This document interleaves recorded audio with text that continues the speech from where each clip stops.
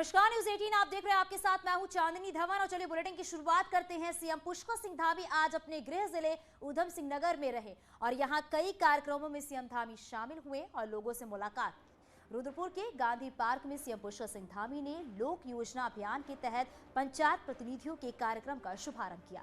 सबकी योजना सबका विकास कार्यक्रम के तहत ही पंचायत प्रतिनिधियों के साथ संवाद भी किया। सीएम पुष्कर सिंह धामी ने कोविड काल में बेहतर काम करने के लिए ग्राम प्रधानों को 10,000 रुपए प्रोत्साहन राशि देने का ऐलान किया है। सीएम पुष्कर सिंह धामी ने कहा है कि 4 महीने में जनता के हित में 500 से ज्यादा फैसले लिए और घोषणाएं करने के साथ शासनादेश भी निकाले।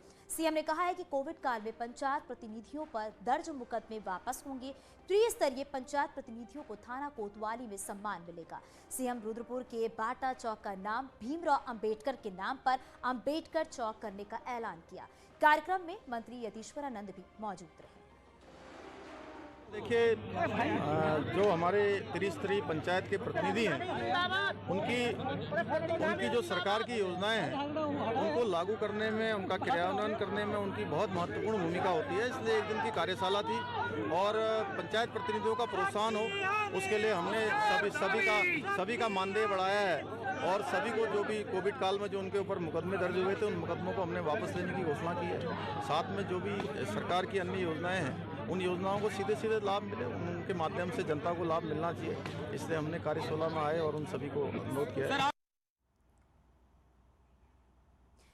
तो आपको बता दें कि कार्यक्रम में सीएम पुष्कर सिंह धामी भी शामिल हुए। तस्वीरें आप उस वक्त की देख रहे हैं जब ये कार्यक्रम किया गया। रुद्रपुर में जिला पंचायत अध्यक्षों को लेकर सीएम पुष्कर सिंह धामी ने बड़ा ऐलान किया है। सीएम पुष्कर सिंह धामी ने ऐलान किया कि जिला पंचायत अध्यक्षों को फिर से राज्य मंत्री का दर्जा दिया जाएगा।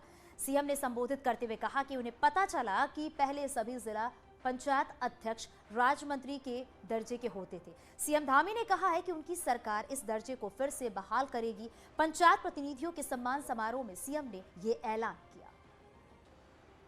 बात और मेरे संज्ञान में आई है कि हमारे जितने जिला पंचायत के अध्यक्ष हैं उनको पहले राज्य मंत्री का दर्जा होता था। हमारी सरकार उनको राज्य मंत्री का दर्जा भी देगी आगे। इससे पहले सीएम पुष्कर सिंह धामी रुद्रपुर के बिगवाड़ा भी पहुंचे, जहां दिवंगत बीजेपी नेता वीरेंद्र सामंती के भोग कार्यक्रम में शामिल हुए। सीएम ने गुरुद्वारे में मत्था भी टेका और दिवंगत आत्मा की शांति की कामना की। और निश्चित ही बिना किसी कारण के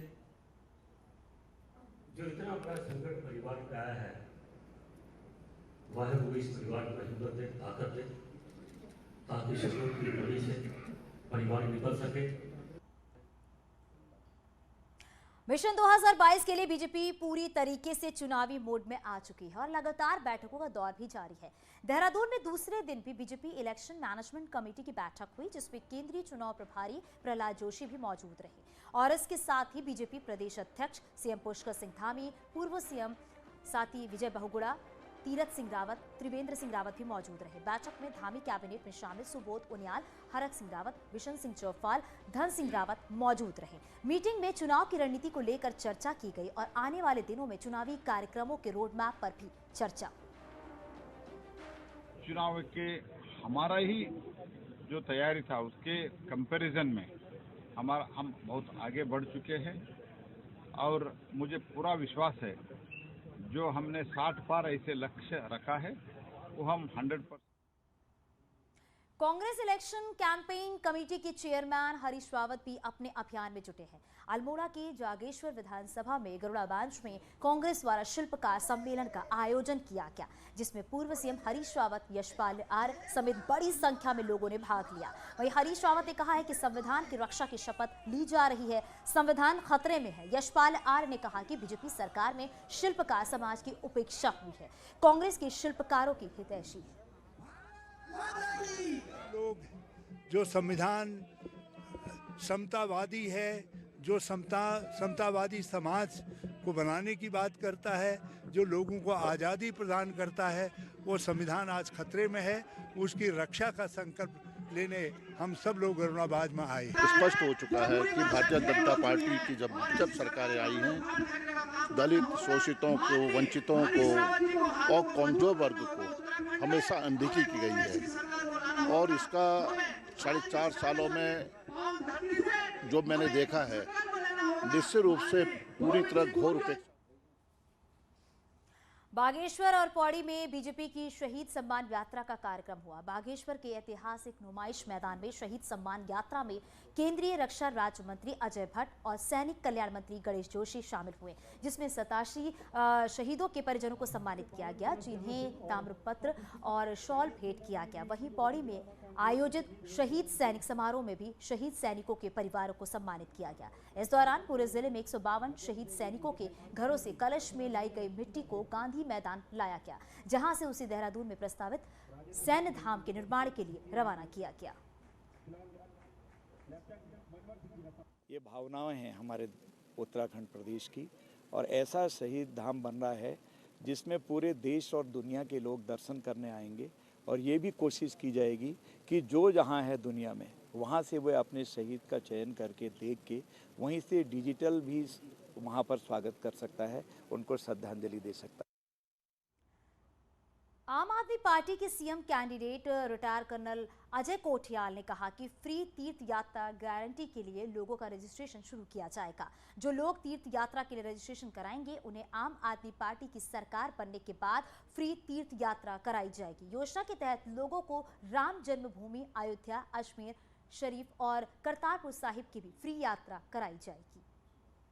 जो अरविंद केजरीवाल जी लास्ट टाइम यहाँ हरिद्वार में आए थे, उन्होंने घोषणा करी थी कि किस प्रकार से तीर्थ यात्रियों के लिए एक तरतीब बनाई जाएगी ताकि उनको राम जन्मभूमि, अपना करतारपुर गुरुद्वारा जो कॉरिडोर क्रॉस करके होता है, अजमेर शरीफ, वहाँ पे यहाँ उत्तराखंड के तीर्थ यात्रियों को किस प्रकार से भेजा जाए।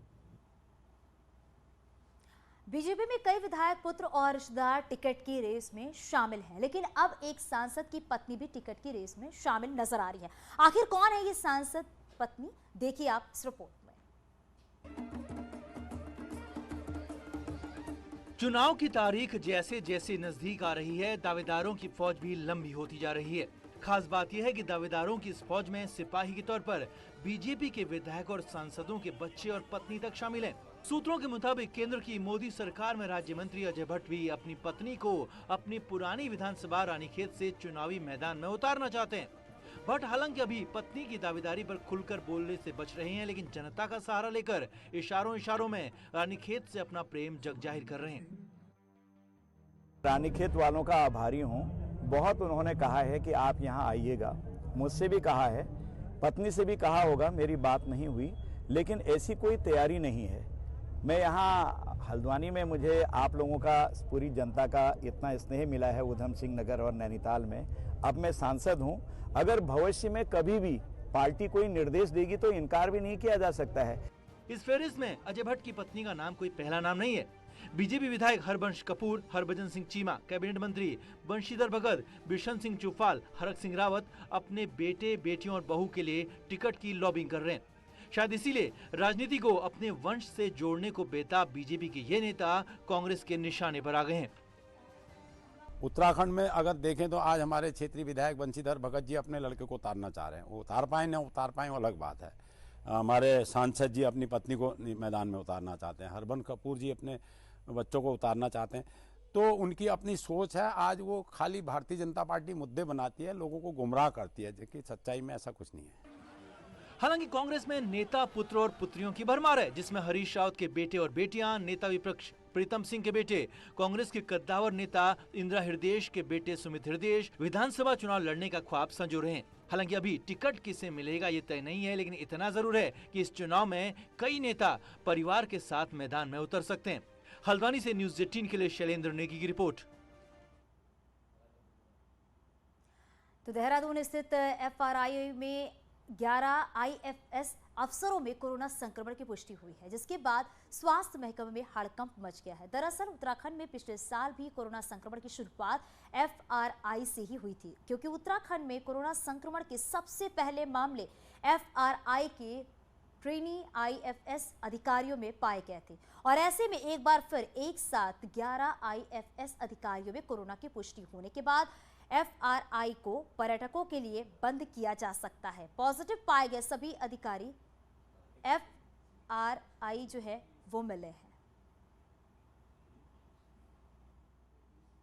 चलिए आगे बढ़ते हैं और बात करते हैं राज्य के पहाड़ी जिलों में घटती आबादी चिंता का सबब बनती जा रही है। तमाम कोशिशों के बाद भी पलायन बदस्तूर जारी है। आलम यह है कि कई जिलों में विधानसभा सीट तक कम हो गई है। हालांकि अब इसके लिए कई तरह से प्रयास जो है वो शुरू हो गए हैं। उत्तराखंड की खूबसूरती सभी को लुभाती है, मगर इसी राज्य में पलायन सबसे बड़ी समस्या है।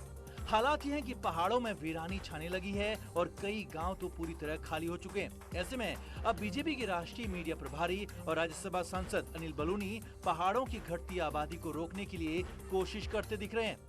तो कभी त्योहार के बहाने, कभी वोट डालने के बहाने, कभी किसी और बहाने गांव आना जाना शुरू होगा, गांव के साथ लगाव शुरू हो जाएगा। मैंने अपना जो वोट मेरा कोटद्वार शहर में था, मैंने अपने पैतृक गाँव में कर दिया है और मैं सबसे लोगों से आग्रह कर रहा हूँ और आने वाले समय में अपने गांव के साथ, एक गांव के लोगों के साथ एक बैठक करने जा रहा हूं कि वह सब लोग भी फॉर्म 6 भर के अपना वोट अपने गांव में बनाए और वोट डालने गांव जाएंगे।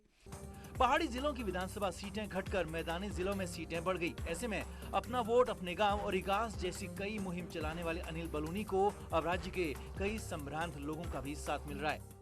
अपना वोट अपना गाँव, और यह मुहिम हमारा राज्यसभा सांसद माननीय श्री अनिल बलूनी जी द्वारा चलाई छ और यू पहाड़ का वास्ता नितांत आवश्यक चीज। पहाड़ हरियों भरियों रहो, पहाड़ आबाद रहो।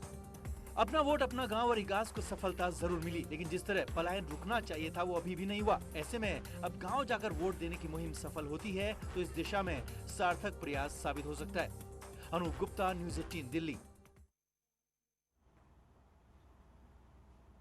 और अब बात उत्तराखंड का सबसे बड़ा मंच, उत्तराखंड के लिए सबसे बड़ा कार्यक्रम न्यूज़ 18 कर रहा है। न्यूज़ 18 जो है वो खास कार्यक्रम कर रहा है, राइजिंग उत्तराखंड का आयोजन करने जा रहा है। न्यूज़ 18 के मंच पर राज्य के दिग्गज नेता जुटने वाले हैं। सीएम पुष्कर सिंह धामी इस कार्यक्रम में मौजूद रहेंगे। इसके साथ ही पूर्व सीएम हरीश रावत भी मौजूद रहेंगे। राज्यसभा सांसद अनिल बलूनी और राज्य रक्षा मंत्री अजय भट्ट भी राइजिंग उत्तराखंड में पहुंचेंगे। बीजेपी के अध्यक्ष मदन कौशिक, कांग्रेस के अध्यक्ष गणेश कोदियाल, नेता विपक्ष प्रीतम सिंह के साथ ही कैबिनेट मंत्री हरक सिंह रावत, स्वामी यतीश्वरानंद और सुबोध उनियाल भी शामिल होंगे।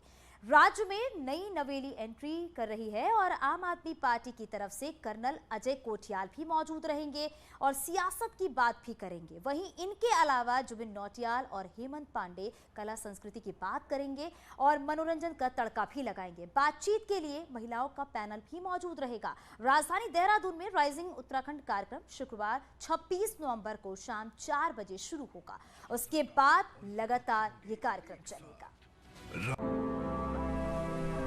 संकल्प से सिद्धि तक उत्तराखंड का कैसे हुआ विकास, मेगा प्रोजेक्ट से लेकर जरूरी सुविधाओं तक कितनी पूरी हुई आस।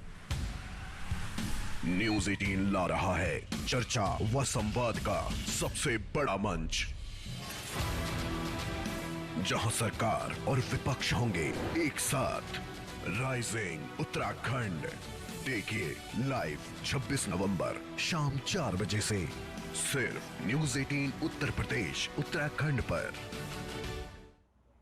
और आगे भी खबरें जारी है, यहाँ रुकेंगे छोटा सा ब्रेक के लिए, जल्द लौट